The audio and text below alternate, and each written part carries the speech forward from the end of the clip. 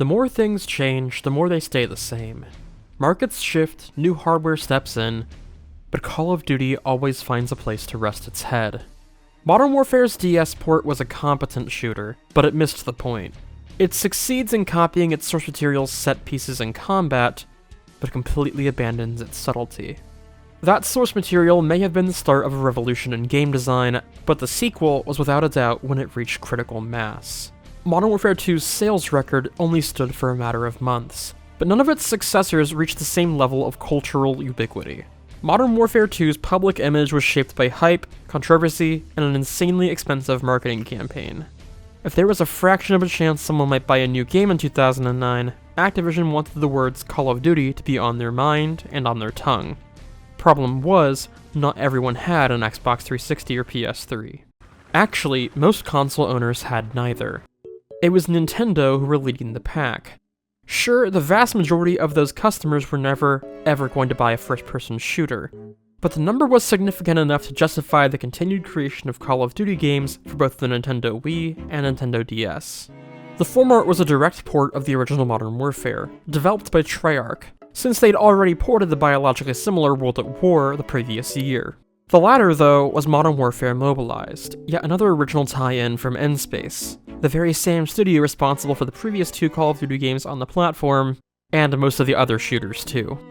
N-Space's primary customer was Activision, but they also work with the likes of Disney and LucasArts. They were even behind that Halo DS demo that IGN showed off. A real project they pitched to Microsoft, but ultimately not one that came to market. I bring this up because most of N-Space's games, including the Halo DS prototype, used the same tech as the Call of Duty games. N-Space's engine was of their own design, and one of the most impressive displays of 3D graphics on the DS. Quite an achievement, given that it released very early in the console's lifespan. Unfortunately, the engine didn't see much in the way of refinement over that lifespan. Given the hardware, performance remained understandably sluggish, and graphics can't be faulted given how hard the systems were obviously being pushed. But between Modern Warfare and its sequel, World at War's DS port did bring two essential upgrades: refined controls and online multiplayer. But I've played so many World War II shooters, the thought of forcing myself through yet another subpar one right now does not sound appealing. With that in mind, I'm gonna wait to talk about World at War DS until I get around to the Wii version. But Modern Warfare Mobilized is a game I'm much more interested in. While most of N-Space's time leading up to World at War's release was spent creating new assets and implementing online multiplayer, their next game would be their first time making a direct sequel. With Wi-Fi service integrated and the ability to repurpose assets from the original Modern Warfare, Mobilized's development could be spent making the game better rather than just ensuring its functionality. Modern Warfare Mobilized was a rare chance for N-Space to take their time, to fix the glaring issues with the first game's design, to finally create something they could be proud of. But when release day rolled around, they did none of those things. To give N-Space the benefit of the doubt, Modern Warfare 2's actual narrative was not set in stone until very close to release. I can't dig up specifics, but as late as November 2008, Infinity Ward were still bouncing around ideas as to what the hell the sequel was going to be about. Real-world conflicts were considered for the game's plot, but as political tensions rose, most of them were sidelined, sending Infinity Ward's writers back to the drawing board. In all likelihood, what became Modern Warfare 2's story was cobbled together in a very short time frame.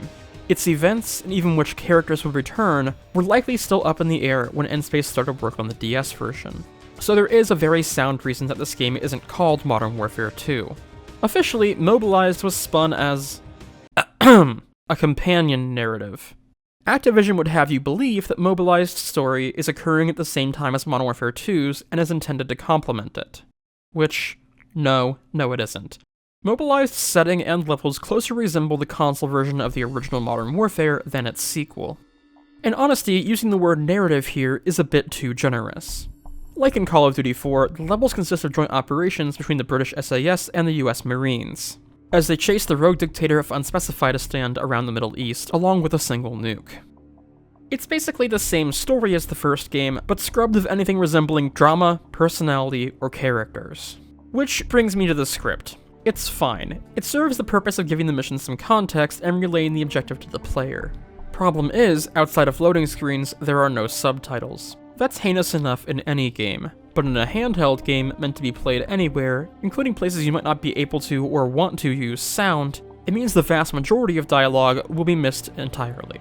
Story may be a non-factor, but this has gameplay ramifications. I missed many instructions from my squad leader as a direct result of this issue. Unfortunately, having played the previous game to completion, I can say with confidence that not only is Modern Warfare Mobilized's actual gameplay not an improvement over its predecessor, in some instances, it's a notable downgrade.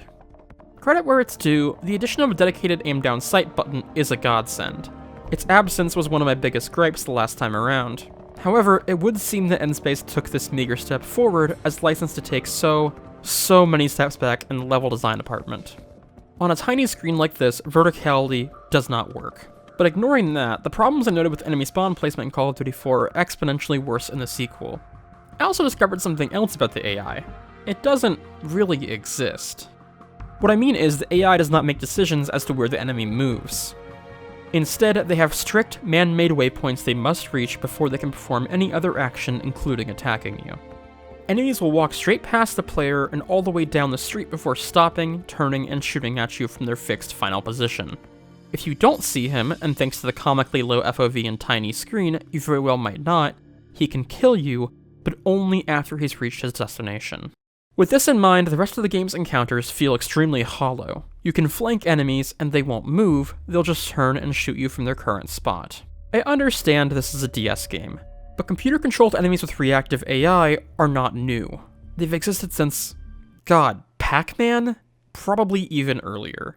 The only reason Mobilized remains even slightly challenging is the controls, and a bit of manufactured difficulty. Enemies do insane amounts of damage with godlike reflexes, provided they aren't moving. One encounter with an APC gave me violent Final Fronts flashbacks.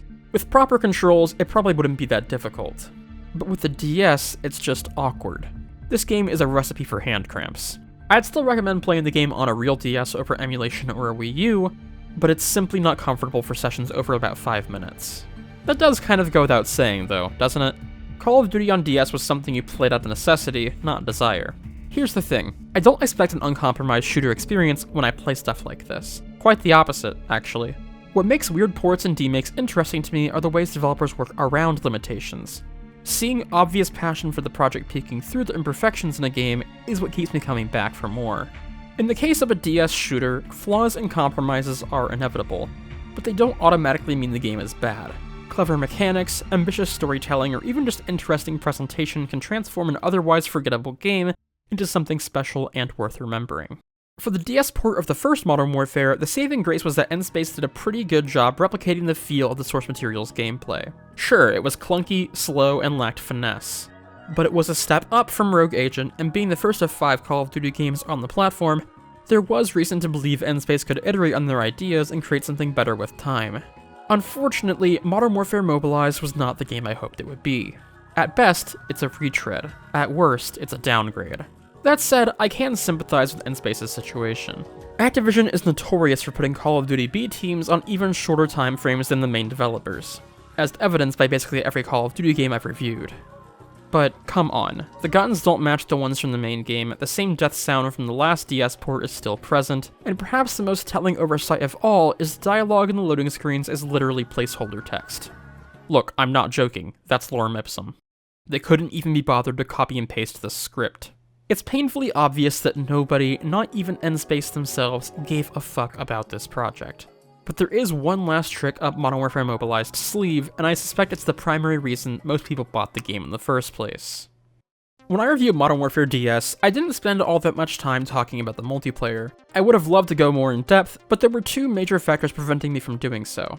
First, DS multiplayer doesn't work on Wii U, which is how I played that game, and I didn't have a way to properly capture footage from a DS at the time. Solution? $200, a 3DS, and a month of waiting. Boom, direct capture. Great. The other problem, Modern Warfare doesn't have online multiplayer. Mobilized does. Great. It's been shut down. Not great. But thanks to a community dedicated to Call of Duty multiplayer on Nintendo consoles, I learned about Wii MMFI, a project that aims to restore online features to games that previously relied on the Nintendo Wi-Fi connection service. Wii MMFI is primarily used to play Mario Kart Wii, but it has the side effect of restoring functionality to nearly any Wii or DS game that used Nintendo WFC.